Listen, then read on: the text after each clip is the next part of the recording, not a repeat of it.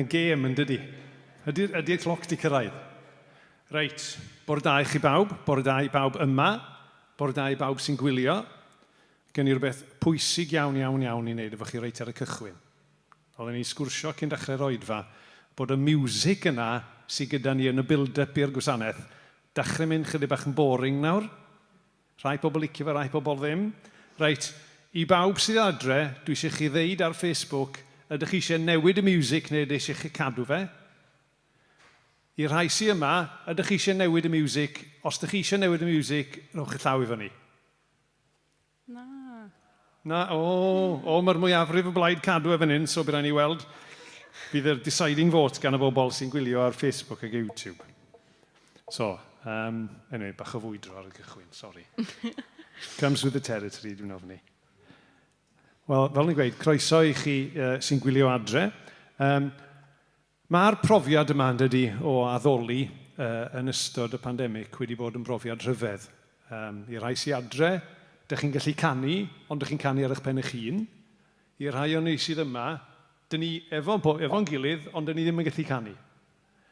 So, dyn ni'n mynd i wneud rhywbeth bach, chydig bach o wahanol ar y dechrau, i ni gael wneud rhywbeth efo'n gilydd, mi allwch chi adre a ni sydd yma wneud yr un peth. So, i ddechrau cychwyn, os ydych chi'n teimlo'n gyfforddus, dwi am y wahodd pawb sydd yma a pawb adre i godi, os gwelwch yna.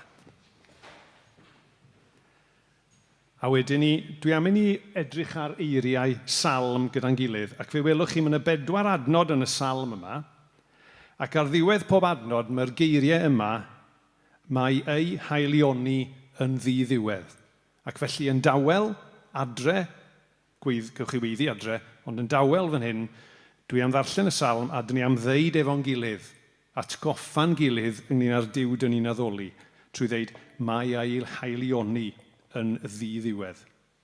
Felly dewch ni wrando ar air Duw a cyhoeddi gair Duw. Diolchwch i'r arglwydd. Mae mor dda ato ni. Mae ei haelioni yn ddiddiwedd. Gadewch i Israel gyfan ddweud. Mae ei haelioni yn ddiddiwedd. Gadewch i'r offeiriaid ddweud.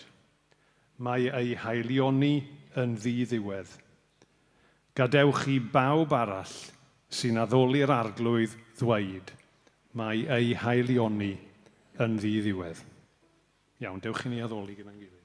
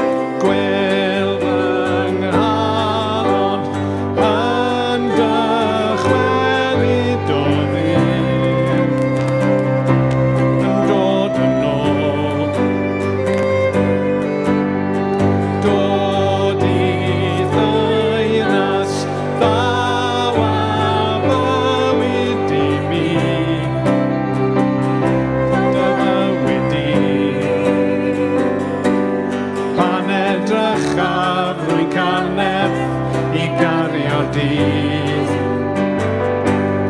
Yn dy gwmni chwalwyd ofnau, rwyf yn rhydd, rwyf yn blid. Hosanna, Hosanna, ti yw Duw sy'n hachub, teilwng o fawl fy nghalon. Hosanna, Hosanna, ma'r ffordd o Iesu, tyred i'n canol Iesu.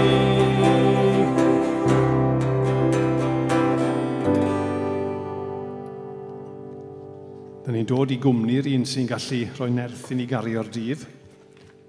A dewch i ni feddwl mwy amdano fe nawr, wrth ganu amdano fe fel ein gobaith ni.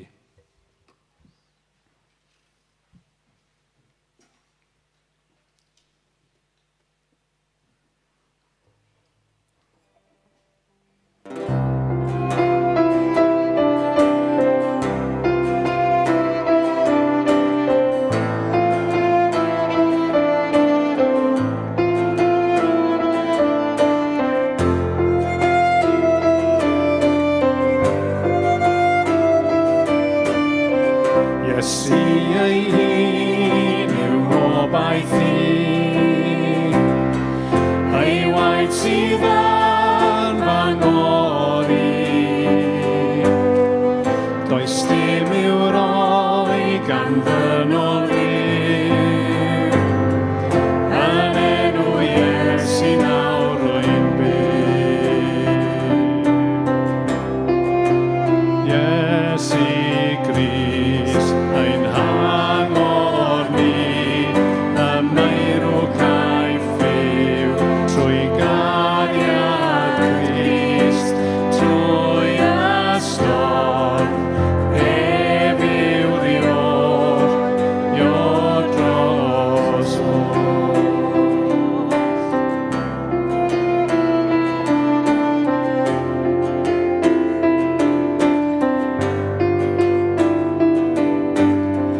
Pan rwyf yn pagu yn yr ast, mi goda feto drwy ei ras, trwy'r drwg ar da popeth a fa.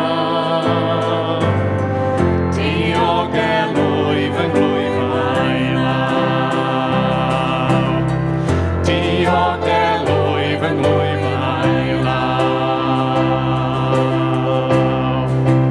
Iesu Grist, ein hangor ni, y meirw caiff yw, trwy gariad Crist, trwy ystod, ef yw'r yw'r drosod.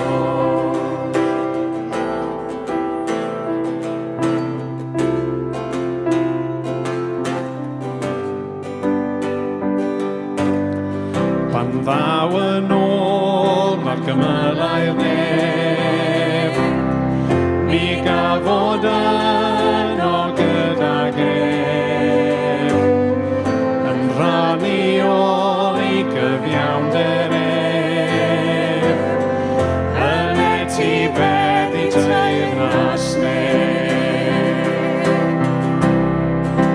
Iesu Grist, ein hangor ni, y meirw caiff yw, trwy gariad Crist, trwy ystod, ef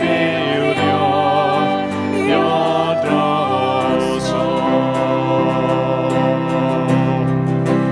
Iesu Grist, ein hangor ni, y meirw caiff yw, trwy gariad Crist, trwy ystod, ef yw'r drosod.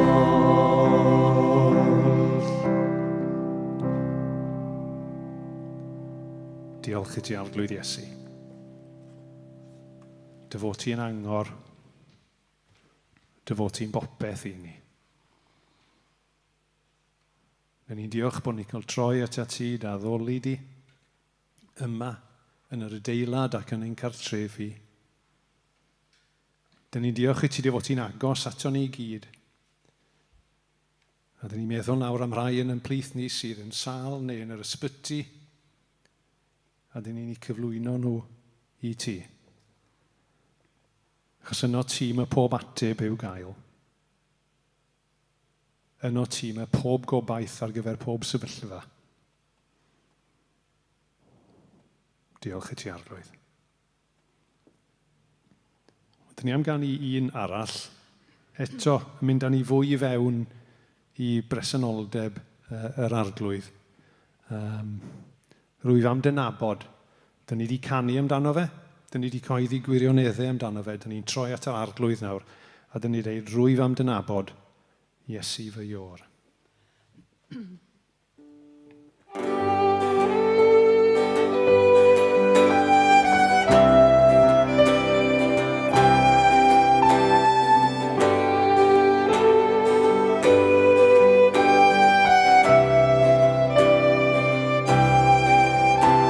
Yn ofer ceisiais fil o ffyrdd I ledwi bob roi gobaith yn am fangen mai dy air yn glir am beth does neb yn Iesu. O farwn fyw yn eiriol nawr yn dair a thwaith aeth gariad di gall calon wan cael ei boethau am beth y neb ond Iesu. Rwyf am dynabod Iesu fy Ior, brenin y nefoedd am henau di. Roedd a fy ngorau am trysor I gyd. Iesu nabod fi, nath nabod mwy.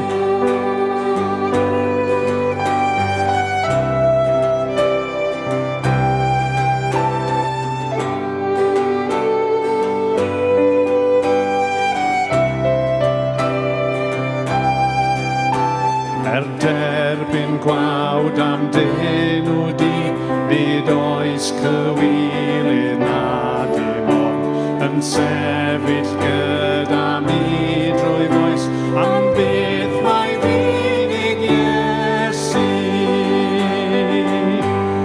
Rwyf am dynabod Iesu fy Ior, brenin y am henau di. Roedd a fy ngorau am trysor I gyd. Iesu nabod I, ath nabod fwy. Fel tôn ar ôl tôn ar y cefnor, fel rif tywod man ar y lan. Mae harddwch a'ch sblander di ddiwedd, o Iesu rhaid dynabod mwy. Fel tôn ar ôl tôn ar y cefnor, fel rif tywod man ar y lan. Mae harddwch a'ch sblander di ddiwedd, o Iesu rhaid dynabod mwy. Rwyf am dynabod Iesu fy Ior, brenin y nefoedd am henau di. Roedd a fy ngorau am trysor I gyd. Iesu nabod I, nath nabod mwy. Rwyf am dynabod Iesu fy Ior,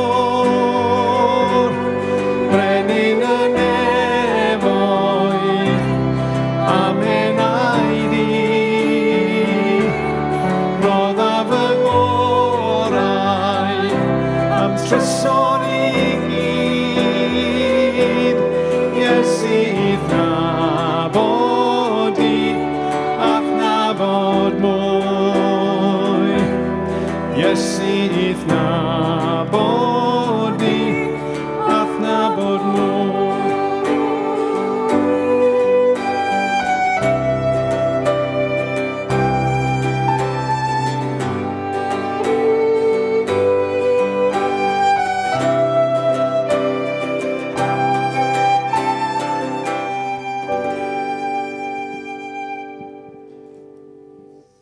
Da ni'n cael braint.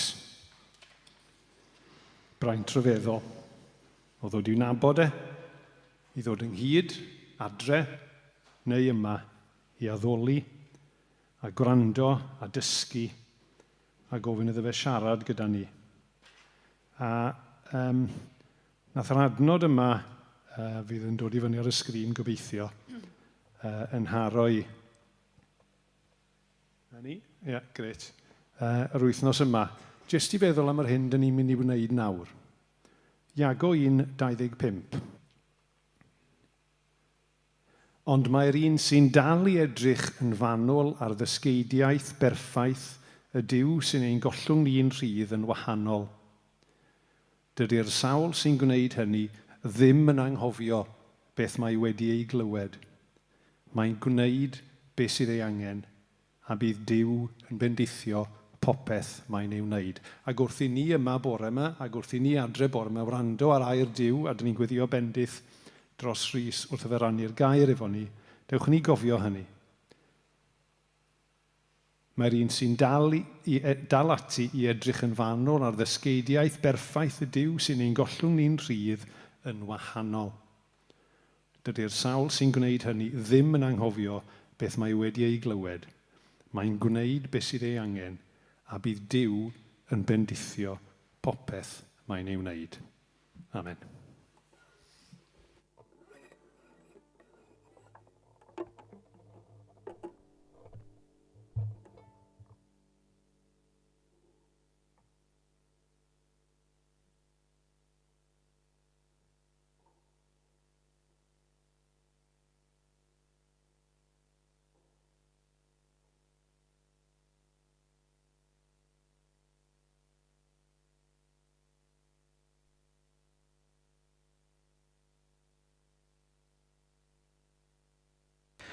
Wel, bore da ffrindiau. Diolch fawr iawn i Arwel y Lwri a Tora ac Elin am arwain yr addoliad bore yma. Oedd yna'n hyfryd. A dwi'n hyreithu am y dydd pan fyddwn ni'n gallu canu allan gyda'n gilydd eto. Mae rhywbeth rhwystredig iawn yn does. Mae adnodau yn Rhufeiniad 8, dwi'n meddwl, sy'n sôn am yr greadigaeth yn gryddfan am gael ei ochwn yn rhydd, ond dwi'n teimlo fod yr eglwys yn gryddfan i gael ei gochwn yn rhydd i ganu allan mewn addoliad go iawn, ond fe ddeith y dydd yn y misoedd nesaf gobeithio. So just chydig o gyhoeddiadau cyn bod ni'n mynd ymlaen. Croeso i bawb sy'n gwylio o adre, mae'n hyfryd eich cael chi. Mae'n arbennig o hyfryd gweld Glenys Ellis yn gadael y comment yna, sydd yn gwylio ni, dwi'n meddwl, o ysbyty Alltwen. Felly mae croeso atan ni Glenys o Borthmadog. Mae'n hyfryd eich cael chi yn ymuno efo ni. Croeso hefyd i rai gwynebau newydd sydd yma gyda ni bore yma. Croeso i Richard, dwi'n meddwl, ffrind i Maggie, a croeso hefyd i Andy sydd yma yn gweithio gyda John a tîm Lingua Christi dros y misoedd nesaf. Felly mae'n hyfryd eich cael chi yma gyda ni bore yma. Mae'n wythnos hanner tymor yr ysgolion, felly fydd y grwpiau cymuned ddim yn cyfarfod wythnos yma. Ond fel arall, dwi'n meddwl bod unrhyw gyhoeddiadau eraill. So newn ni fynd nawr at y darlleniad bore yma. I ni'n parhau gyda'n taith ni yn mynd trwy a cyfarfod rhai o gymeriadau y daith rhwng Jerusalem a Rhufain, drwy fynd trwy lyfr yr Actau. A bore yma ni'n cyfarfod cymeriad lliwgar iawn o'r enw Simon y Dewin. Ac felly mae'r darlleniad yn dod o Actau, pennod 8, adnodau 9 ymlaen. Actau 8, adnodau 9 ymlaen. Yn y dre honno, roedd Dewin o'r enw Simon wedi bod yn ymarfer ei swinion ers blynyddoedd ac yn gwneud pethau oedd yn rhyfeddu pawb yn Samaria. Roedd yn honni ei fod yn rhywun pwysig dros ben. Roedd pawb o'r ifancaf i'r hynaf yn sôn amdano ac yn dweud fod nerth y Duw roedden nhw'n ei alw yr un pwerus ar waith ynddo. Roedd ganddo lawer o ddilynwyr, a phobl wedi cael eu syfrdanu ers blynyddoedd lawer gan ei ddewiniaeth. Ond nawr, dyma'r bobl yn dod i gredu'r newyddion da oedd Philip yn ei gyhoeddi am Dduw yn teyrnasu ac am enw Iesu y Meseia. Cafodd nifer fawr o ddynion a merched ei bedyddio. Yna credodd Simon ei hun a chael ei fedyddio. Ac roedd yn dilyn Philip i bobman wedi syfrdanu'n llwyr gan y gwirthiau rhyfeddol oedd yn dangos mor glir fod Duw gyda Philip. Pan glywodd yr apostolion yn Jerusalem fod pobl yn Samaria wedi credu'r neges am Dduw, dyma nhw'n anfon Pedr ac Ioan yno. Yn syth ar ôl cyrraedd, dyma nhw'n gweddio dros y credinwyr newydd yma. Ar iddyn nhw dderbyn yr ysbryd glân, achos doedd yr ysbryd glân ddim wedi disgyn arnyn nhw eto. Y cwbl oedd wedi digwydd oedd eu bod nhw wedi cael eu bedyddio fel arwydd eu bod nhw'n perthyn i'r arglwydd Iesu. Pan osododd Pedr ac Ioan eu dwylo arnyn nhw, dyma nhw'n derbyn yr ysbryd glân. Pan welodd Simon fod yr ysbryd glân yn dod pan oedd yr apostolion yn gosod ei dwylo ar bobl, cynnigodd dalu iddyn nhw am y gallu i wneud yr un peth. Rhowch y gallu yma i minnau hefyd, mwyn i bawb fydda i yn gosod fy nwylo arnyn nhw dderbyn yr ysbryd glân, meddai. Ond dyma Pedr yn ei ateb, gad i dy arian bydru gyda ti, rhag dy gywilydd di am feddwl y gallu di brynu'r hodd Duw. Does gen ti ddim rhan yn y gwaith. Dydy dy berthynas di gyda Duw ddim yn iawn. Tro dy gefn ar y drygioni yma a gweddia ar yr arglwydd. Falle gwnaeth faddau i ti am feddwl y fath beth. Rwy ti'n ddyn chwerw ac mae pechod wedi dy ddal di yn ei gryfangau. Meddai Simon, gweddia ar yr arglwydd drosta i, fel na fydd beth rwy ti'n ei ddweud yn digwydd i mi. Ar ôl tystiolaethu a chyhoeddi neges Duw yn Samaria, dyma Pedr ac Ioan yn mynd yn ôl i Jerusalem. Ond ar ei ffordd, dyma nhw'n galw y nifer o bentrefi'r Samariaid i gyhoeddi'r newyddion da. Byddai'r bendith Duw ar ei air i ni bore yma. Gewn ni jyst blygu pen mewn gweddi cyn bod ni yn mynd yn bellach. O Dduw Dad, da ni'n diolch i ti am cofnod yma sydd wedi roed i ni yn y gair bore yma. O hanes Simon y Dewin, Philip, ond y fwyaf pwysig sut mae dy neges di yn cydio a lledu. O Dduw Dad, ni'n gofyn am yr un ysbryd glân i fod efo ni bore yma wrth i ni edrych ar yr hanes yma ac wrth i ni drio gweld beth yw'r neges i gen ti i ni flynyddoedd wedyn o'r hen hanes yma. O Dduw Dad, ni'n gofyn i ti yn procio ni, ni'n gofyn i ti'n cysuro ni, ni'n gofyn i dy air di ddod ato ni yn y modd cywir bore yma. Yn enw Iesu. Amen. Amen. Reit, bach o ddŵr nawr. Mae'n ddwrnod twym, dydy? I love the summer, it's my favourite day of the year. Iawn. Wel, yn y cylchoedd Cristnogol le o'n i'n tyfu lan, oedd e'n rhywbeth eitha trendy i ddweud mod i'n ysbrydol ond ddim yn grefyddol. Lle bod chi wedi clywed Cristnogion yn defnyddio. I'm spiritual but not religious. Falle bod chi eich hun yn dweud hynna ac yn defnyddio y term yna.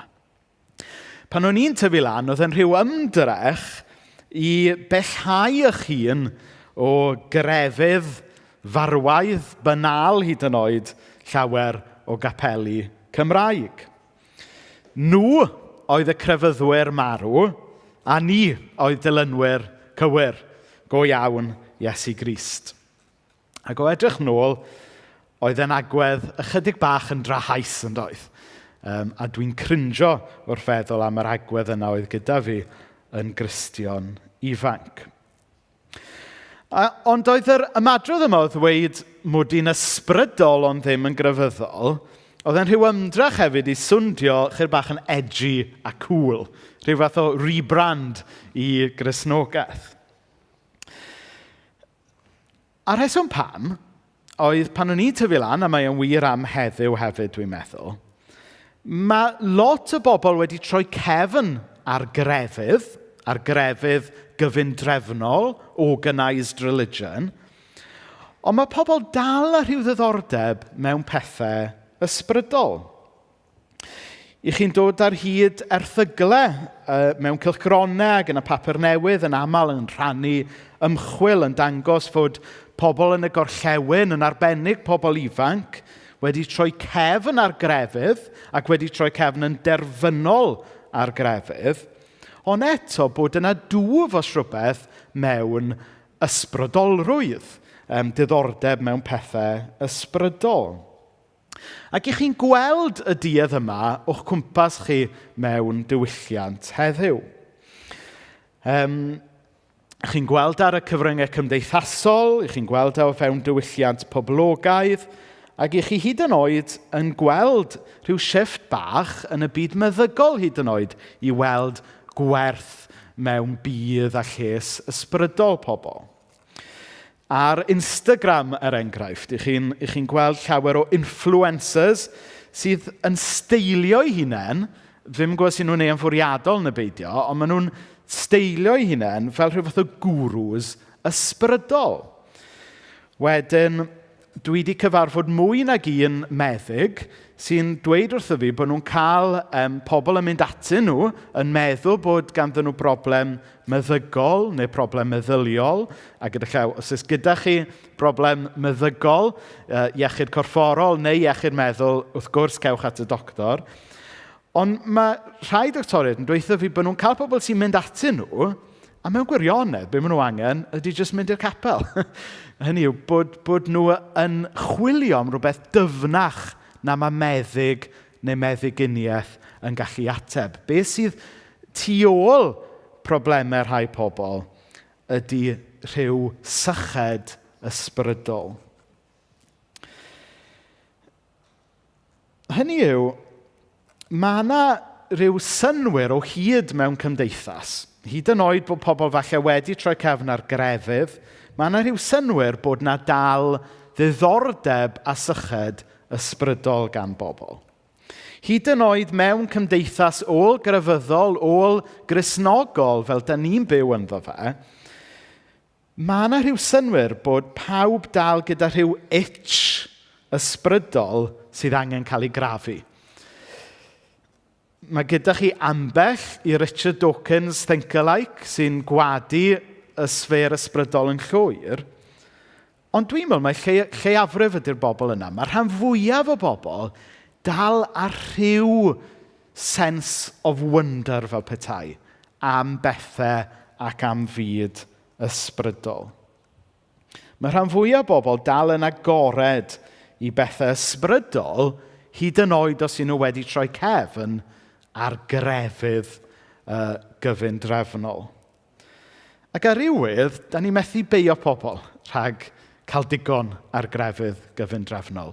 I ddeud y gwir, hyd yn oed fel gweinidog, dwi yn aml yn cael digon ar grefydd gyfundrefnol.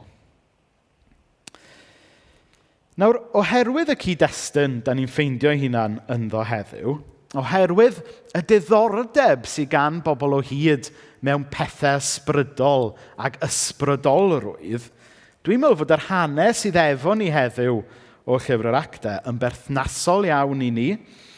A mae e hefyd yn dangos y cyfleon a hefyd falle rhai o'r peryglon wrth i ni fentro mewn a trafod pethau ysbrydol fel hyn.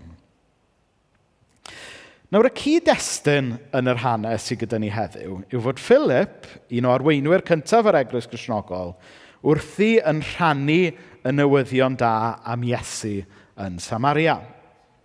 A mae e'n dod o draws dyn o'r enw Simon sydd yn ddewin, yn ddyn hysbys neu gwrach falle byddai rhai diwylliannau yn galw rhywun fel hyn. Oedd e'n ddyn oedd yn enwog yn yr ardal ac oedd ganddo fe feddwl eitha mawr ohono fe ei hun, ac oedd pobl Samaria hefyd a meddwl mawr ohono fe. I ni'n darllen fod pobl yn arfer teithio i weld mwyn profi yr hyd a'r lledrith oedd yn ei berfformio. Nawr, da ni ddim yn cael gwybod o'r testun beth yn union oedd yn gwneud, beth yw'r gwasanaeth ysbrydol oedd e'n darparu i'r bobl, ond i ni yn gwybod bod e'n honni bod e'n cysylltu pobl gyda Duw oedd yn cael ei adnabod fel yr un pwerus. Rhyw ffors, rhyw dduw dyfach oedd pobl Samaria yn credu oedd yn rheoli popeth. Da ni ddim yn gwybod yn iawn beth o'n nhw'n mynd ato fe ar ei gyfer falle o'n nhw'n mynd ato fe i drio cael ei achad, falle o'n nhw'n mynd ato fe i drio cyfathrebu efo pobl oedd wedi marw. Falle o'n nhw'n mynd ato fe fel rhyw fath o fortune teller mwyn gallu trio gweld mewn i'r dyfodol. Dyn ni ddim yn gwybod, dyw'r testun ddim yn dweud. Ond mae yna idiom dda Gymraeg gyda ni'n disgrifio sut mae ymateb i ysbrydolrwydd fel hyn. Sef nid air yw popeth melyn. Just oherwydd fod rhywbeth yn edrych yn ysbrydol, just oherwydd fod rhywbeth yn edrych fel rhywbeth da, oedd falle yn rhoi gobaith a bywyd i bobl, dyw e ddim yn golygu o rheidrwydd bod yn rhywbeth da. Nid air yw popeth melyn. A dwi'n meddwl fod yr idiom yna yn wers bwysig i ni wrth i ni bwyso a mesur a trafod pethau ysbrydol ac ysbrydolrwydd. Does gan Gristnogaeth ddim defnydd exclusif dros iaith, dros arferion, dros ddefodau, na hyd yn oed pwerau ysbrydol. A beth dwi'n golygu hwnna wrth bod dim defnydd exclusif gyda ni? Hynny yw, dydy popeth ysbrydol ddim o'r rheidrwydd yn dda. A dydy popeth ysbrydol ddim o'r rheidrwydd yn dod gan Iesu nac yn arwain ni at Iesu. Nawr, mae'n mynd un cam yn bellach na hynny. Dydy popeth ysbrydol sy'n hyd yn oed yn cael ei wneud yn enw Iesu ddim hyd yn oed yn dod gan Iesu.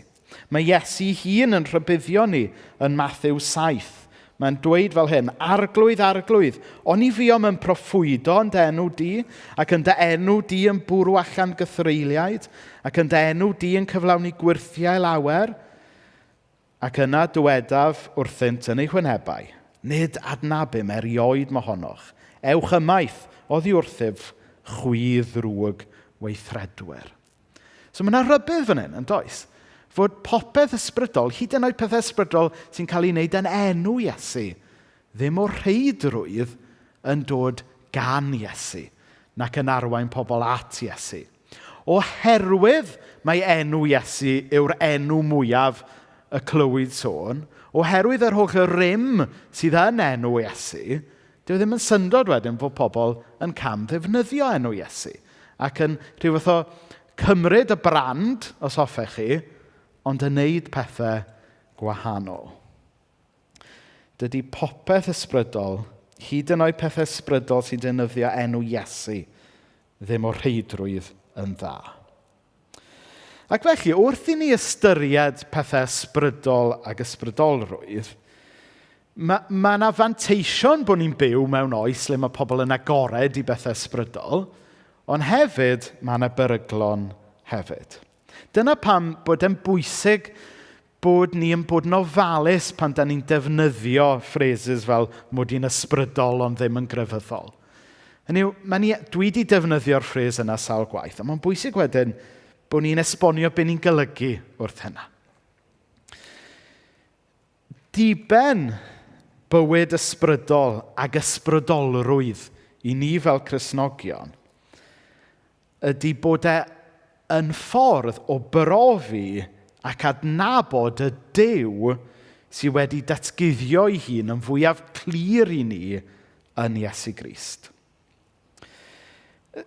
Achos dydy just cael diddordeb mewn pethau ysbrydol a cael diddordeb mewn ysbrydolrwydd, dyw hwnna yn ddo fe ei hun ddim yn datgloi atebion bywyd i ni. Achos mae cael diddordeb mewn pethau ysbrydol ac ysbrydolrwydd heb bod e'n arwain at Iesu. Mae e jyst yn fewnddrychol, yn rhyw fath o navel-gazing ysbrydol. Mae e jyst yn chwilio am yr ateb o fewn chi eich hun.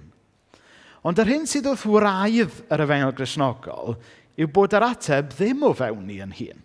Ond yn hytrach, mae e wrth edrych tuag at Duw sydd wedi dangos ei hun, sydd wedi datguddio ei hun i ni yn Iesu Grist. Be sydd angen yw ysbrydolrwydd sy'n troi yn meddwl yn calon yn llygaid o'r hunan tuag at Iesu. Drwy gau yn llygaid ac agor yn enaid, fe allwn ni gyfarfod, profi ac adnabod Iesu Grist. Achos yn Iesu Grist, mae'r byd ysbrydol a'r byd naturiol yn dod yn un. Yn Iesu Grist, da ni'n gweld y byd ysbrydol a'r byd naturiol yn cyffwrdd i gilydd.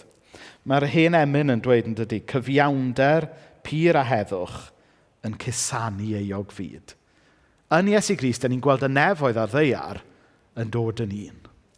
Mae pobl yn mynd at bethau ysbrydol. Oedd pobl yn mynd at Simon y Dewin, achos o'n nhw'n meddwl bod e'n rhyw fath o portal mewn i'r byd nesaf, neu mewn i'r byd ysbrydol, neu mewn i'r nefoedd, neu i lawr i Sheol. Ond Iesu yw yr un lle mae'r nefoedd a ddeiar yn dod yn un.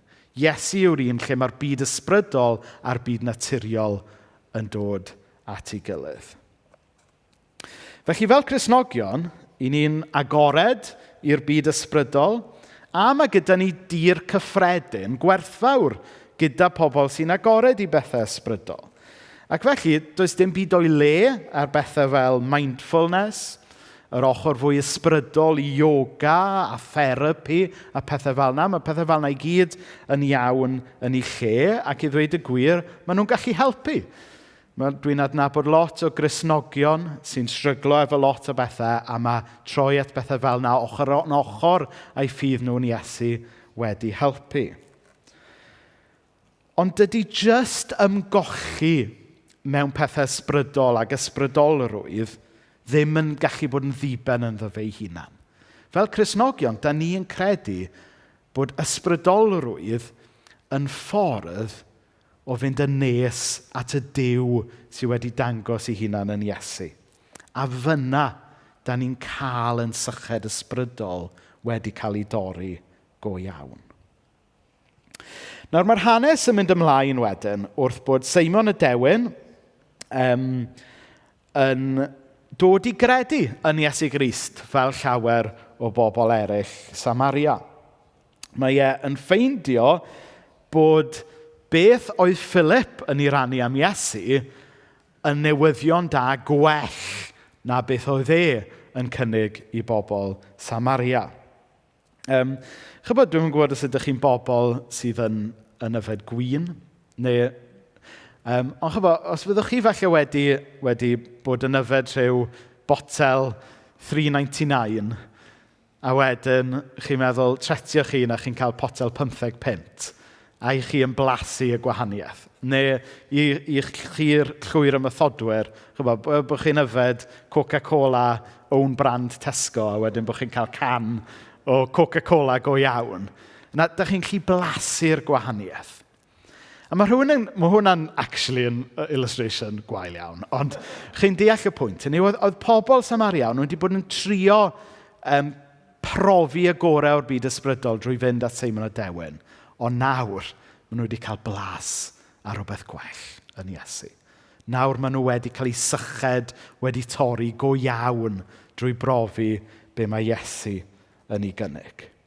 A mae yna hen emyn Cymraeg, da ni'n canu eitha aml yn y capel yn Llanllyfni, sydd yn sôn am y profiad yma o drio ffeindio yr ateb ym mhethau'r byd, ond wedyn ffeindio fe'n Iesu. Mae'n mynd fel hyn, chwilio'r holl fyd a'i fwyniant i gyd, nid ynddo mae'r balm am iach a, ond digon i mew yr Iesu a'i fryw, fe'n gwared o'n penyd am pla. Ar ôl chwarae gyda pethau ysbrydol, dyma pobl Samaria a Simon y Dewin ei hun yn profi cariad gwell Iesu. Nawr, mae'r rhan nesaf o'r hanes yn ddifyr, ond hefyd yn rhan sy'n rhaid i ni drin yn sensitif. Achos, ar ôl yr hanes yma, mae pobl Samaria wedi dod i gredu yn Iesu, felly maen nhw'n Gristnogion, maen nhw'n cael eu bedyddio fel arwydd o'i ffydd. Ond mae'r hanes yn dweud bod nhw ddim eto wedi profi a cael eu llenwi efo'r ysbryd glân. Nawr, y rheswm pam bod rhaid ni drin y darn yma o'r hanes yn sensitif yw bod yna lawer o gamddehongli, lot o gamgymhwyso wedi bod ar yr hanes yma. A bod hwn yn arwain yn aml at Gristnogion sydd â profiadau ysbrydol gwahanol falle'n camddeall i gilydd. Mewn lot o eglwysi a traddodiadau trwy'r canrifoedd, mae'r camddeall yma wedi arwain at rwygiadau. Wrth i rai Cristnogion trio gwthio eu profiadau nhw ar Gristnogion eraill, wrth i rai Gristnogion falle deimlo fod eu profiadau nhw yn anigonol achos bod e'n brofiad gwahanol i beth sydd gan Gristion arall. Hefyd, mae sort of athrawiaeth wael sy'n codi o'r hanes yma yn gallu arwain at rhyw syniad weithiau yn yr eglwys fod ganddoch chi Gristnogion dosbarth cyntaf a Cristnogion ail ddosbarth. Bod gyda chi rhyw super spiritual Christians a just Cristnogion bob dydd fel petai. Bod gyda chi BMW Christians a Ford Focus Christians. Ac felly dyna pan bod rhaid ni drin yr hanes yma'n sensitif er mwyn gwarchod yn hunain rhag syrthio mewn i rhai o'r tyllau yna.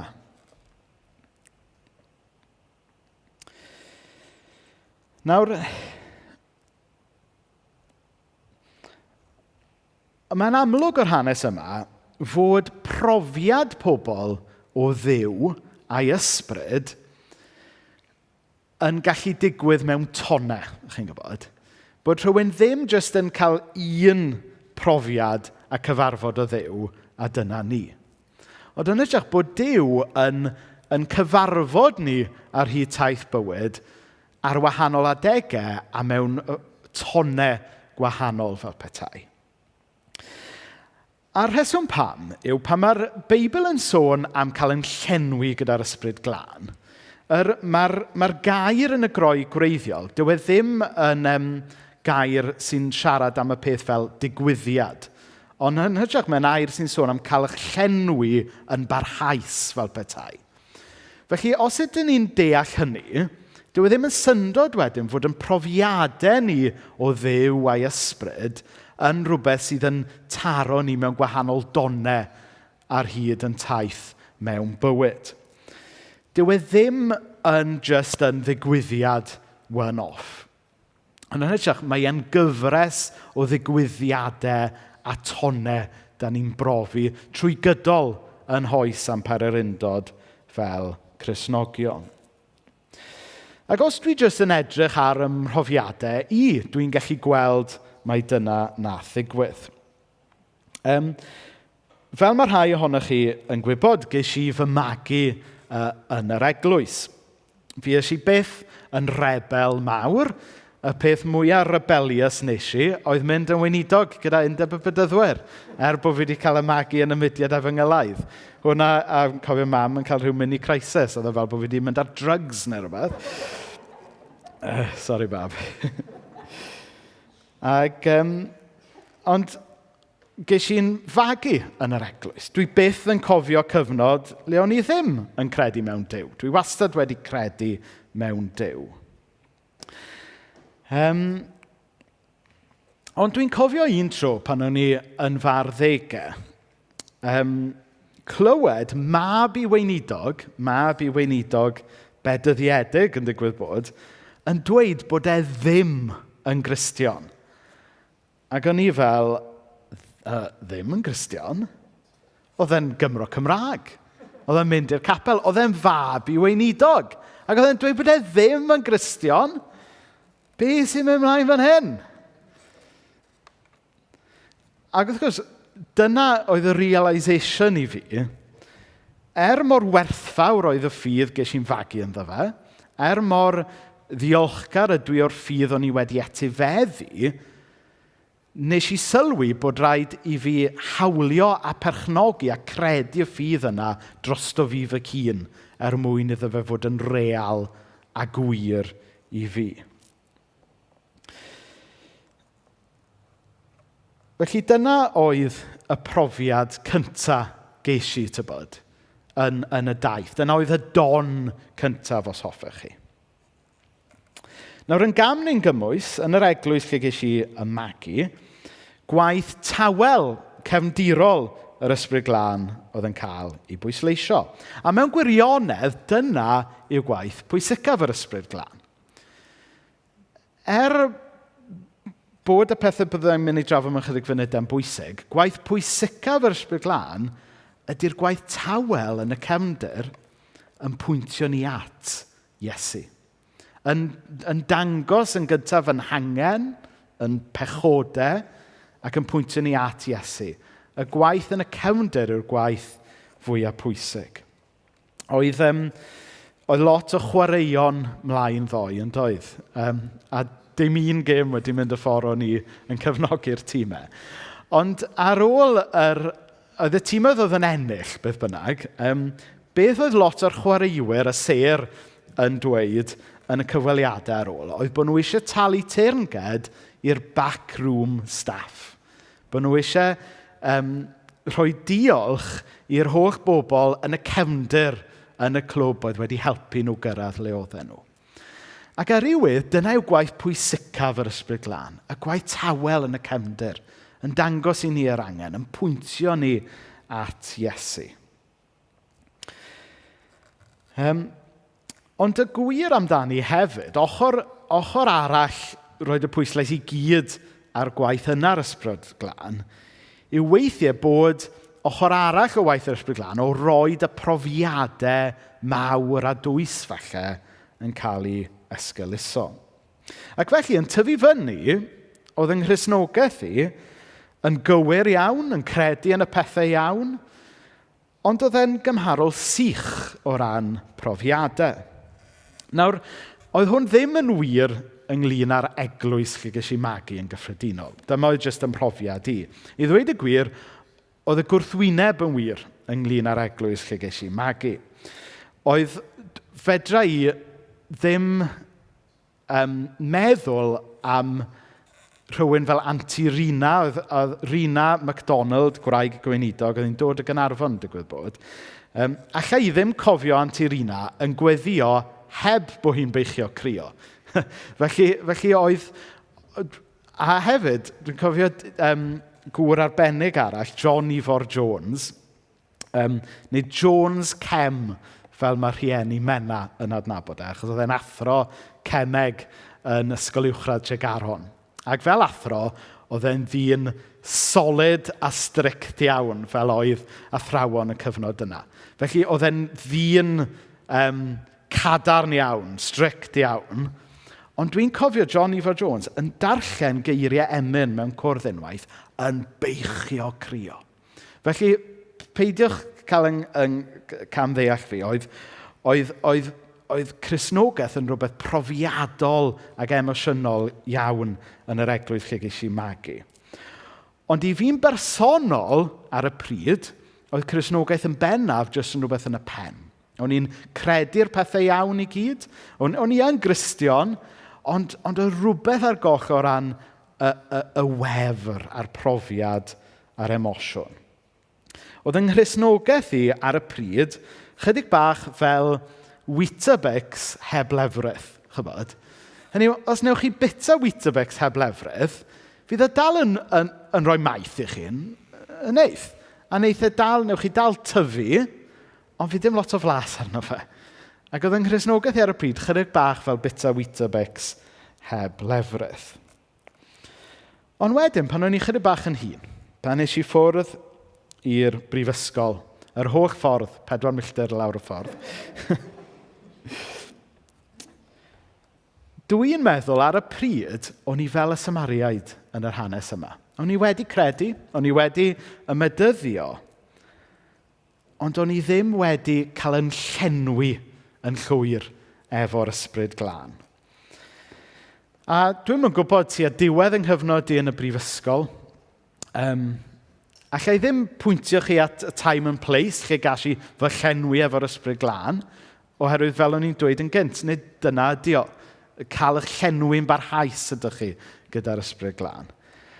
Ond erbyn diwedd yng nghyfnod ni'n brifysgol, oedd popeth o'n i wedi etifeddu'n blentyn, popeth o'n i wedi dod i gredu yn bersonol yn farddegau, nawr wedi dod yn rhywbeth hefyd o'n i'n ei brofi ac oedd passion gyda fi amdano yn ynghalon. A'r ysbryd glân oedd wedi wneud y gwahaniaeth yna.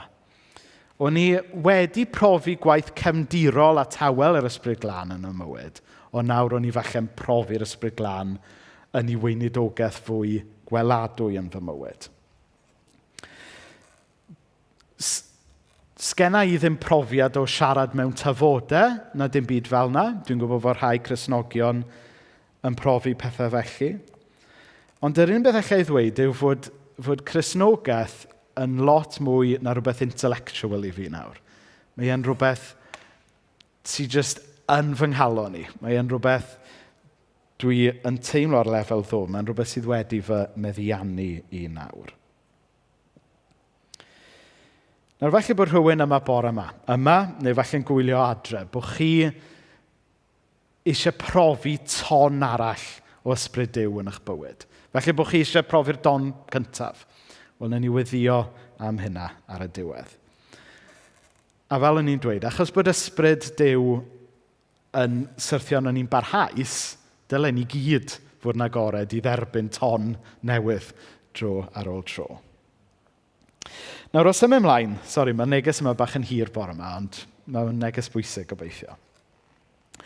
Mae yna dro eitha sinister yn digwydd wedyn yn yr hanes. I ni'n gweld fod Simon y Dewin yn cael chydig bach o relapse mewn i'w ddewiniaeth a'i wrachyddiaeth. Mae e'n gweld be mae'r ysbryd glân yn gwneud ymhlith y credinwyr newydd yma. A mae e'n gweld yr apostolion yn cyrraedd o Jerusalem ac yn arddodi dwylo a bod y pobl ma'n derbyn yr ysbryd glân. A wedyn mae e'n gweld, mae hwnna'n fancy trick. Licen ni brofi bach o'r triciau yma. Chwch chi'n gallu dychmygu fe fel... rhyw fath o, tyfod, abracadabra kind of thing. Ond oedd ddim just bod eisiau dysgu'r so-called trick yma oedd yr apostolion wneud, ond mae'n cynnig arian iddyn nhw. Os na i dalu chi, newch chi roed y pŵer yma i fi. A fel mae rhywun yn disgwyl, mae Pedr yn ateb Simon yn hallt iawn. Mae'n dweud, gad i dy arian bydru gyda ti. Rhag dy gywilydd di am feddwl y gellu di brynu rhodd Duw. Nawr, be da ni'n gweld fan hyn ydy enghraifft gynnar o rhywbeth yn anffodus sydd wedi dod yn epidemic yn yr eglwys Gristnogol gyfoes. Be sydd gyda ni fan hyn ydy'r heresy fod gwaith yr Ysbryd Glân yn fformiwla y gellid i ddysgu a'i gopio ac yn fendith y gellid i brynu.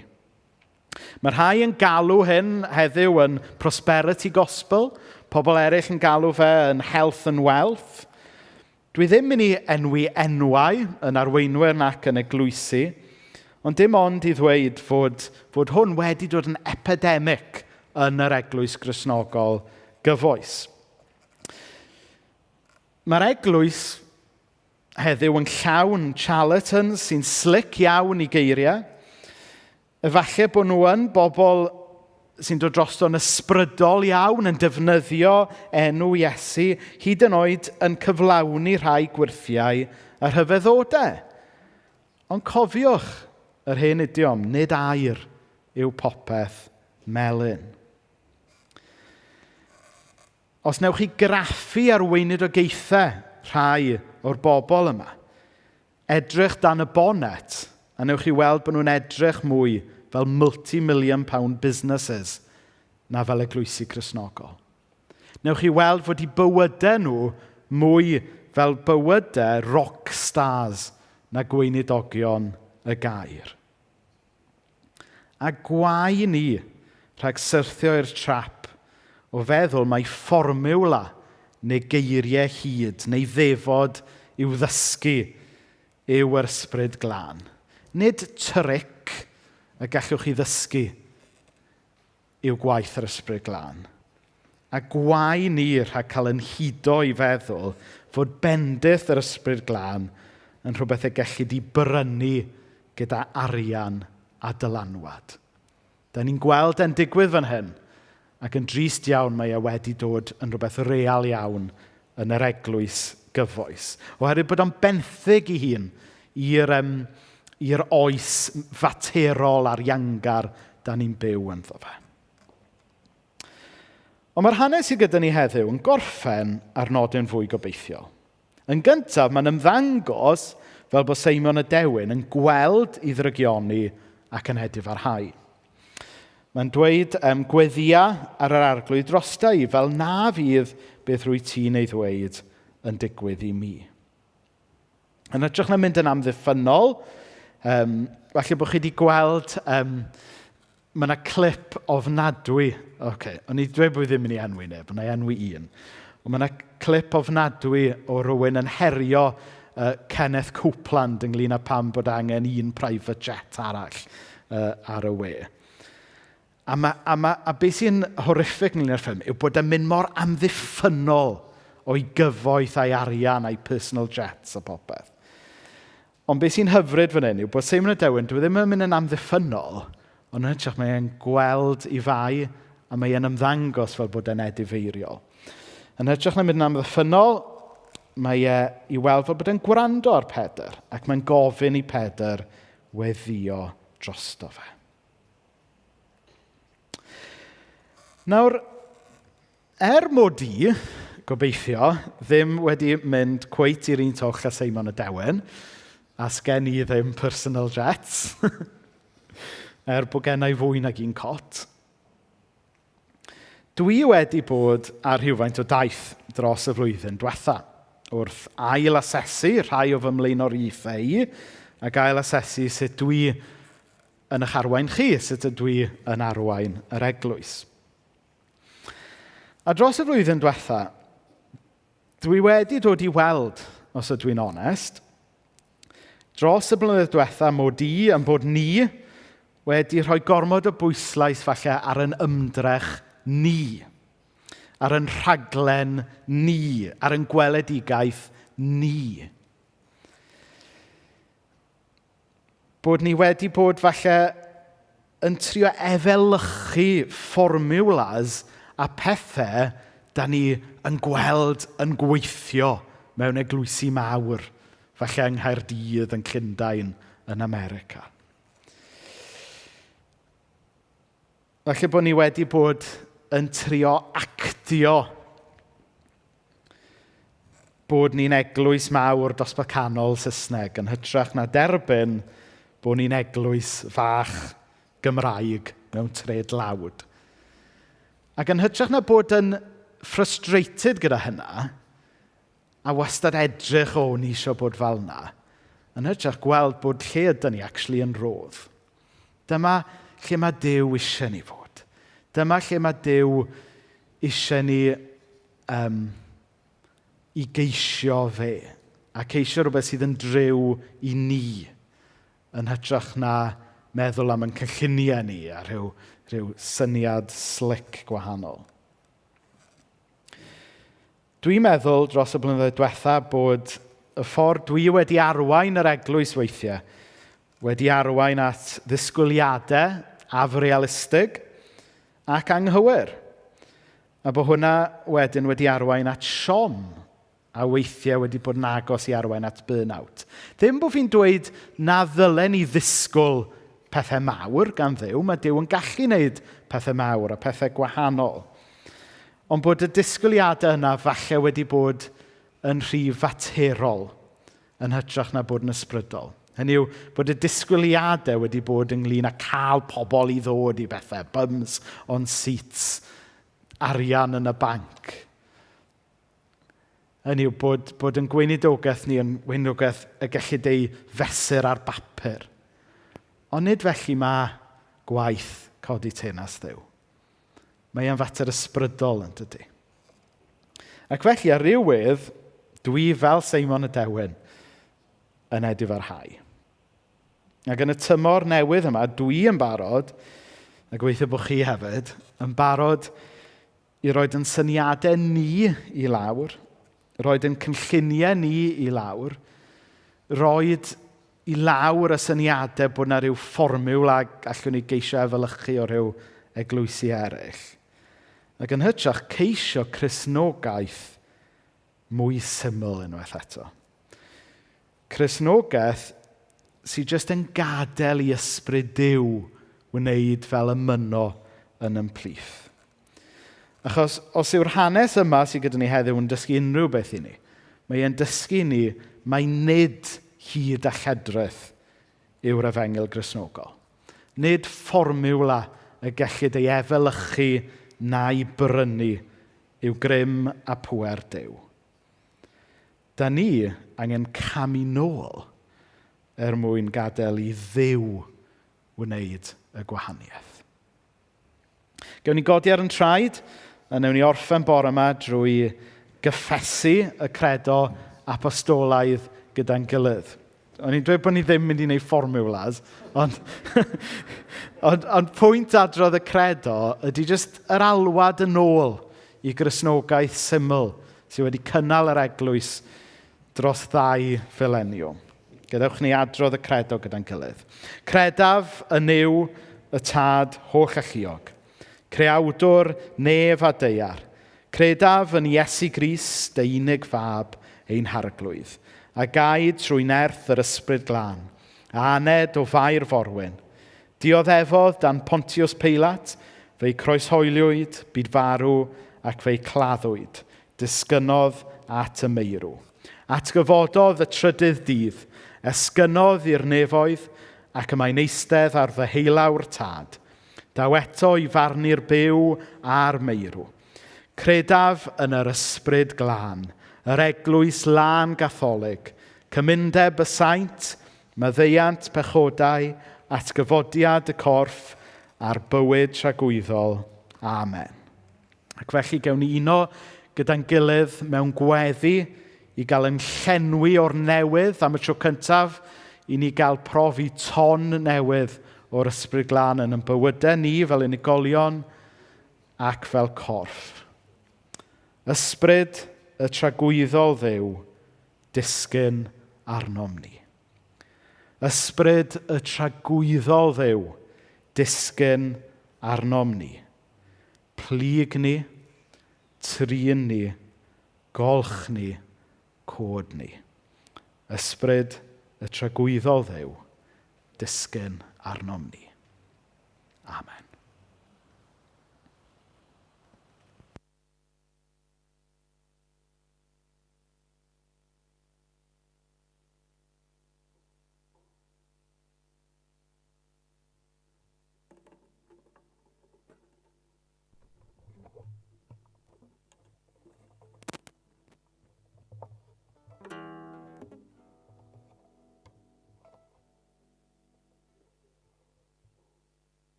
Iawn, diolch am y gair yna. Dyna ni'n mynd i ganu emyn ydy di gwir, sy'n chydig yn hun, ond ddim yn hen iawn, sy'n jyst yn cyfeirio ni at y ffaith bod y cyfan ar gael yno fe. Ti yw'r un sy'n adnewyddu, ti yw'r un sy'n bywio cael.